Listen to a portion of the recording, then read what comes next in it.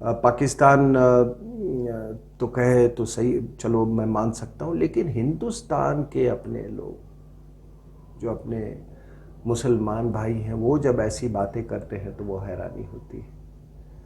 इसका मतलब कि वो इस्लामिक वर्ल्ड को हिंदुस्तान के चश्मे से, प्रिज्म से वो नहीं देखते हैं, वो उसको उम्मा के प्रिज्म से देखते हैं। और क्योंकि वो मक्का मदीना के कस्टोडियन है,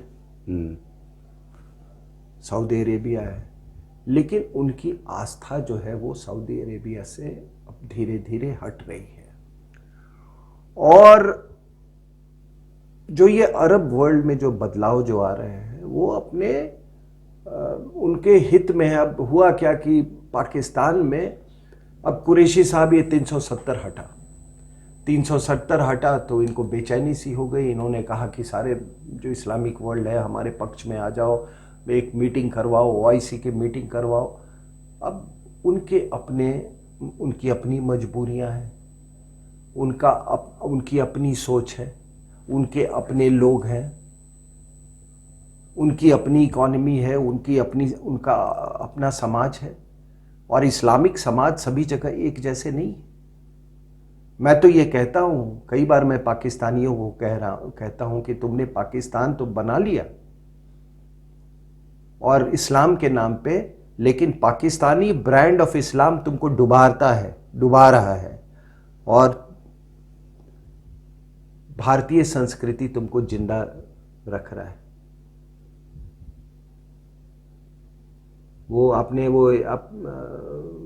वो पहले की पुरानी पिक्चरों में वो एक अजित का डायलॉग होता था ना, बड़ा मतलब लोगों ने एक डायलॉग बनाया हुआ था कि मैं तुम्हें लिक्विड ऑक्सीजन में डालूंगा, लिक्विड तुम्हें मारेगा लेकिन ऑक्सीजन तुम्हें मरने नहीं देगा। ठीक है, तो वही वाली बात हुई। तो वो जो भारतीय संस्कृति जो है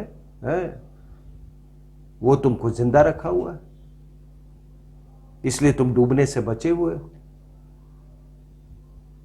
तो इसमें आप देखिए तो हुआ क्या कि 370 हटा तो इन्होंने कहा कि पूरी दुनिया ये, फिर इन्होंने कुरैशी साहब भी फॉरेन मिनिस्टर थे उस समय, अभी भी हैं, तो बड़ा बड़ा हंगामा, इन्होंने बड़ी छाती ठोका, ये उम्मा का क्या हुआ, उम्मा तो ख़त्म हो गई, उम्मा ये सऊदी अरेबिया, ये ओआईसी जो है ये किसी काम का नहीं है। तो उन्होंने कहा कि ठीक है, हम ओआईसी का हम एक ऑल्टरनेटिव करेंगे। तो हम जो बाकी इस्लामिक देश जो हैं, जो इससे जो हमारे साथ आना चाहते हैं, उनका हम एक मीटिंग करवाएंगे। तो उन्हें कुआलालंपुर में, मलेशिया में, ये महातीर मोहम्मद और ये एर्दोगन जो है, इसको उन्होंने किया। अब वहाँ पे सऊदी अरेबिया और यूएई ने पाकिस्तान को बोला कि देखो अगर ज़्यादा तुमने चालाकी की और ज़्यादा सियाना बनने की कोशिश की तो ये जान लो तुम्हारे 4 मिलियन वर्कर्स हैं सऊदी अरेबिया में, हम एक रात में उनको निकाल देंगे और बांग्लादेशी वर्कर्स को हम ले आएंगे। अब उनके स्टेक्स बहुत हाई थे, तो इमरान खान जो कि आर्किटेक्ट थे उस कुआलालंपुर मीट के, वो 4 दिन की समिट हुई थी वहाँ पे, उसमें वो नहीं गए, वहाँ पे वो नहीं गए। तो उसके बाद से आपको मालूम है कि ये फिर से ये कुरैशी साहब ने वही राग अभी किया था। तो इस बार सऊदी अरेबिया ने कहा कि ठीक है, हमने जो आपको कर्ज दिया है, एक डेफर्ड पेमेंट पे $3 बिलियन का वो था, वो कर्ज हमने दिया, पहले तो वो वापस करो, वो नहीं मिलेगा, दूसरा वो $3 बिलियन और है वो भी दो। तो इन्होंने कुछ पैसा चाइना से लेके अभी उनको लोअर रेट ऑफ इंटरेस्ट से लेके सऊदी अरेबिया को वापस किया है। अब सऊदी अरेबिया में क्या मजबूरी, मैं कह रहा था कि देखिए ये पूरे इस्लामिक वर्ल्ड में अलग अलग संस्कृतियां हैं, अलग अलग तरह के लोग हैं, अरब्स हैं, पर्शियंस हैं, सबके जिनका तो अलग अलग संस्कृतियां हैं, अपने अपने उनके मोटिवेशन हैं, अपने अपने उनके ऑब्जेक्टिव्स हैं, अपने अपने उनके सपने हैं, उनके अपने अपने उनके रहन का जियोपॉलिटिकल, हाँ वो है, ज्योग्राफी भी जी सब कुछ अलग है। तो अब वो कहते हैं, पाकिस्तान वाले कहने लगे कि ये मार्केट जो है मजहब पे भारी पड़ा। तो ये हमेशा से ये हुआ, मार्केट मजहब पे हमेशा से भारी पड़ा। मैंने कहा तो आपको कि अगर पेट्रोल डॉलर नहीं होते तो आज ये रेडिकलाइजेशन भी नहीं होता। तो सही बात। ठीक है, तो ये सारा कुछ ये हो रहा है। अब ये एर्दोगन ये नया एक ये पहनता तो कोट टाई है, लेकिन ये फिर से वो ऑटोमन वाली जो वो कैलिफेट जी थी उसको स्थापित करने की ये कोशिश कर रहा है। अब साहब ये देखिए, अभी उसने वो हागिया सोफिया जो चर्च था, हज़ारों साल पुराना चर्च, उसको इसने कन्वर्ट किया। अभी इसमें वो पहले चर्च था, फिर म्यूज़ियम बना, फिर उसको मॉस्क बना दिया। दूसरा चर्च के साथ उसने ऐसा किया है, पूरा फंडामेंटलिस्ट इस्लाम की तरफ ले जा रहा है। और ये बड़ा देखिए एक बहुत इंपॉर्टेंट डेवलपमेंट है कि क्योंकि टर्की जो है वो इस्लामिक वर्ल्ड और वेस्टर्न वर्ल्ड के बीच में एक ब्रिज था, और इसीलिए उसको नाटो का मेंबर बनाया गया था। और आपको मालूम है ये अतातुर्क जो थे कि किस तरीके से उन्होंने वहाँ पर एक नई व्यवस्था लाई थी। लेकिन अब ये है कि मान लीजिए कि आज ये चर्च के बारे में, चर्च को मॉस्क में बनाया जा रहा है, अगर यही चीज़ यूरोप में होने लगे तो क्या होगा? असर तो होगा, आज नहीं तो कल होगा। यही चीज़ हिंदुस्तान में अगर होने लगे तो क्या होगा? तो आज क्यों नहीं ये जो हमारे लोग जो ये लिबरांडो और ये जो सेक्युलर लोग हैं वो क्यों नहीं जाके यहाँ के टर्की के एम्बेसी के सामने हाय हाय करते हैं? वो तो नहीं कर रहे। अब हुआ क्या है कि अभी फिर कुरैशी साहब ने वो यही बात कही कि OIC कंट्रीज का कश्मीर पे ये ले आओ, फॉरेन मिनिस्टर्स कॉन्फ्रेंस ले आओ, बुलाओ। तो सऊदी अरेबिया ने नहीं, सऊदी अरेबिया अरब कंट्रीज ने मना कर दिया। तब उन्होंने कहा कि हम एक अल्टरनेट फोरम की वही दोबारा इन्होंने बात की, यानी कि हम OIC को स्प्लिट कर देंगे। तब बताया आपको कि सऊदी अरेबिया ने ये सारा कुछ ये अपने लोन्स वापस। इसी बीच क्या हुआ कि UAE, यूनाइटेड अरब एमिरेट्स ने, आपको मालूम है कि वो इजराइल से डिप्लोमेटिक रिलेशंस स्थापित करने की उसने घोषणा की है। अब ये एक तरह से ये अनथिंकेबल है। पाकिस्तान और ये जो हमारे यहाँ जो मुसलमान जो हैं उनके लिए अनथिंकेबल है कि ऐसा कैसे हो गया। अब बात ये है कि उनकी जो समस्याएं हैं वो अलग है। उनकी समस्या कश्मीर नहीं है उनके लिए समस्या, वो पाकिस्तान के लिए हो सकती है समस्या, लेकिन Saudi Arabia, Arab world, UAE, मतलब इन लोगों के लिए कश्मीर समस्या नहीं है, उनकी समस्या है ईरान। उनकी समस्या है कि ईरान उनको उनके एग्जिस्टेंस को थ्रेटन कर रहा है। लेबनान से, यमन से, सीरिया से, चारों तरफ से उसको घेर रखा है। तो उन्होंने कहा कि भाई हम इजरायलीज ने तो कभी मतलब ये UAE के लोगों को नहीं मारा, मार तो रहे ईरानियन लोग। तो उन्होंने कहा कि खतरा जो है हमको है, हम अपना ये समय आ गया है कि हम जियोपॉलिटिकल रियलिटीज को हम रिकॉग्नाइज करें।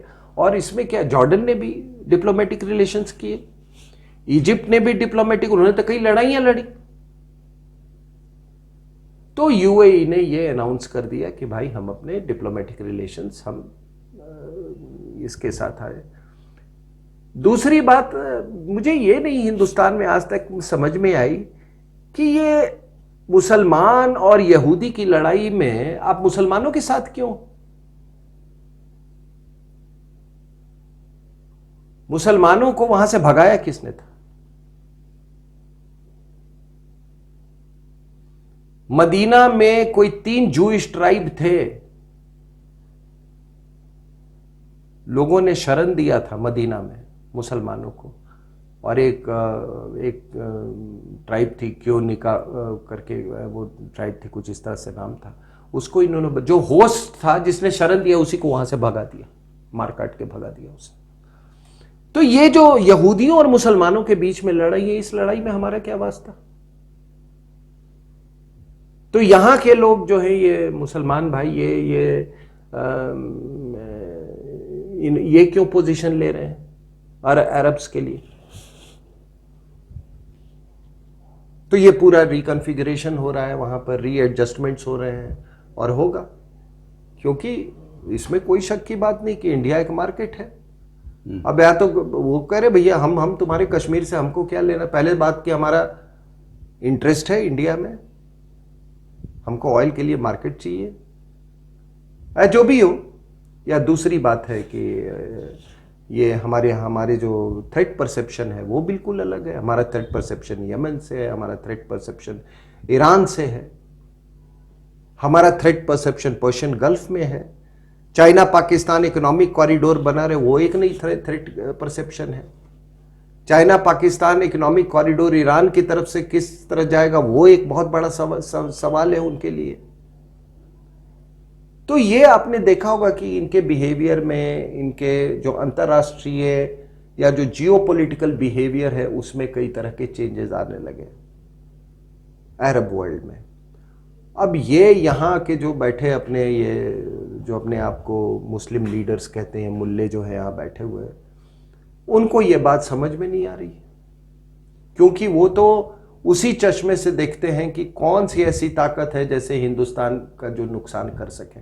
और आपको मैं बता दूं कि ये अभी जो इन्होंने मीटिंग की थी वो कोलालमपुर में दिसंबर 2019 में, तो वहाँ महातिर मोहम्मद ने बोला कि ये उम्मा के लिए है, ये मुस्लिम वर्ल्ड के लिए ये है, समझे कि नहीं, के लिए है। लेकिन जब बात आई treatment of Muslims by China, तो ये सारे के सारे वहां बस उनके फिर वो जो आवाज जो है बिल्कुल हल्की सी हो गई, ये बिल्कुल हल्की सी हो गई उनकी।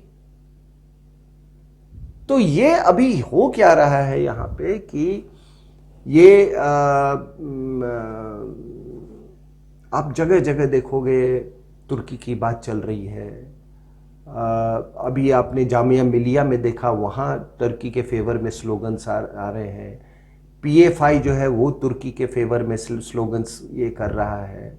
आप ये जामिया मिलिया का आपको बताया कि हम वहाँ पे रुके, और ये तमाम मुल्ले, अभी आजकल इनका नया हीरो एर्दोगन बना हुआ है, और ये यहाँ पर पूरी सिग्नलिंग हो रही है, पूरी सिग्नलिंग हो रही है कि भैया तुम अपने लॉयल्टीज जो है अब सऊदी अरेबिया से अब आप शिफ्ट करो तुर्की की तरफ। पाकिस्तान में भी यही सोच है कि आप उस तरफ ये करो, ये हमारा नया रहनुमा होने वाला है।